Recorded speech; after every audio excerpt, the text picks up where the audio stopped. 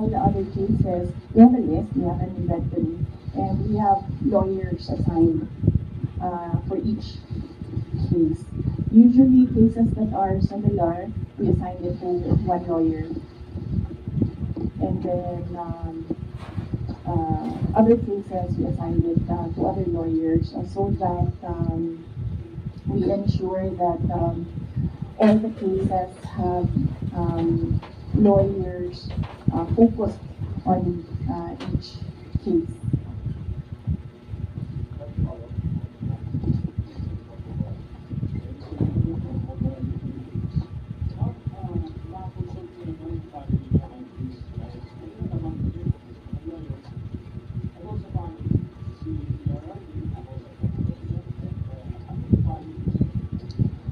Hindi pa kami nagkausap ni dating Pangulong Rodrigo Duterte.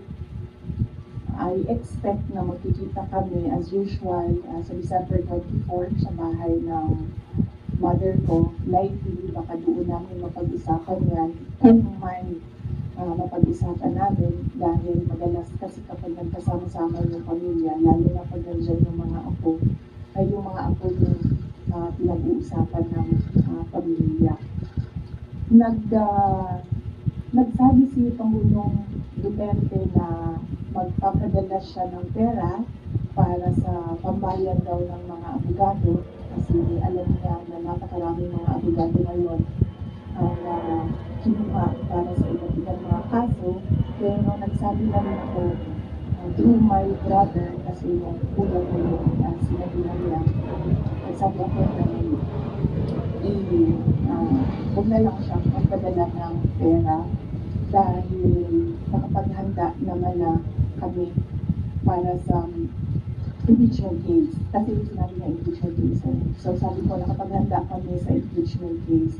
Kasi nga, last year, nag-announce na si Franz Castro ng impeachment. So the moment na sinabi yun, and the moment na nakita namin na tuloy-tuloy yung attacks against me, ay naghanda na rin kami para sa mga abogado. Putang migit.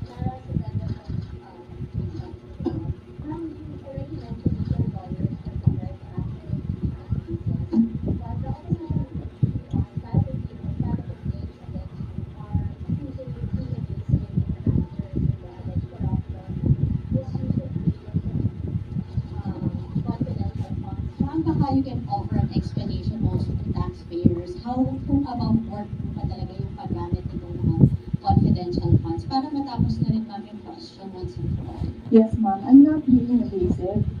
If you are referring to the budget hearing and hearings in the House of Representatives, I'm not being evasive. I am not answering the questions because they have no authority to ask confidential questions. I am answering questions about the use of the money in the Commission on Audit. And there is no, you asked the Commission on Audit if there was anything at all that they can say or see that we are not cooperative with the audit. So it is wrong to say that I am evasive. I am definitely not answering questions about the use of the fund, about confidential funds, because it pertains to national security and the lives of the people involved in intelligence operations.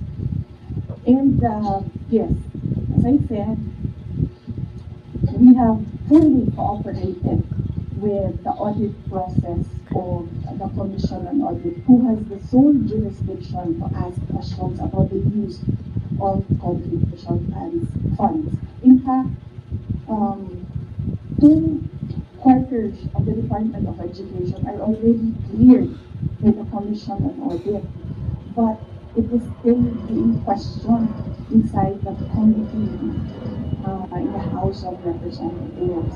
So that is the reason why I am not answering questions from the House of Representatives. Plus the fact that, as I said, it is an attack. It is a political attack. If you are in aid of legislation and want to legislate about confidential funds, You do not target one office and terrorize and torment the employees of that office. What you do is you what, do a sampling, a random sampling of the offices who have confidential funds. Why not call the office of the president who has billions and billions of confidential funds if you want to legislate about confidential funds? So that shows that they're singling out the office of the vice president. And I really feel that it's very disrespectful to the office of the vice president. That is also why when they ask that I respect their process, beget, respect begets respect. So if they want respect, they should first respect the office of the vice president. That is what I was saying, that they don't like me, they don't like my person, they don't like Sara, but they have to respect the office of the vice president. So if they want to investigate on the confidential funds, they don't single out one office. Understand, ma'am. Maybe just a follow-up. Was it yesterday or the other day, the House also alleges that over 400 names and excited acknowledgement receipts. Again, on the issue of the confidential funds, wala daw pong records at the BSA.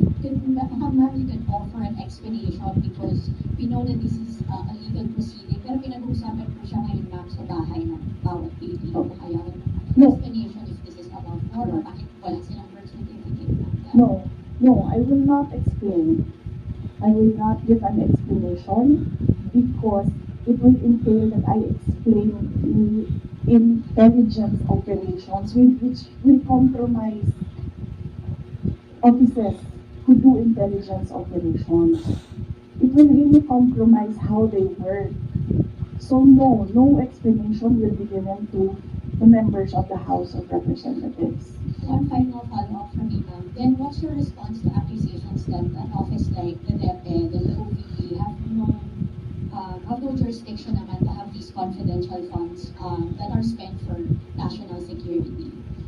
Well, the confidential funds was the first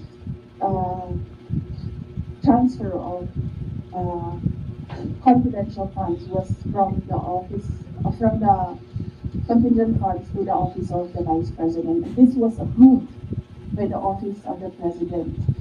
The next year confidential funds was 2023. We submitted it to the Department of Budget and Management. It was approved by the Department of Budget and Management, and therefore it implies it was approved by the Office of the President because it was included in the National Expenditure Program, the NEP. So, and then it was approved by Congress as well. The only reason why we did not use the confidential funds in the fourth quarter for both offices because I was already planned by a friend inside the House of Representatives that they will attack you using confidential funds. So yes, it was duly approved by the Office of the President and both houses of Congress as well as because it was included in the General Appropriations Act. So it was not, we presented it, we defended it, they approved it, we used it, and then the question on liquidation is under the Commission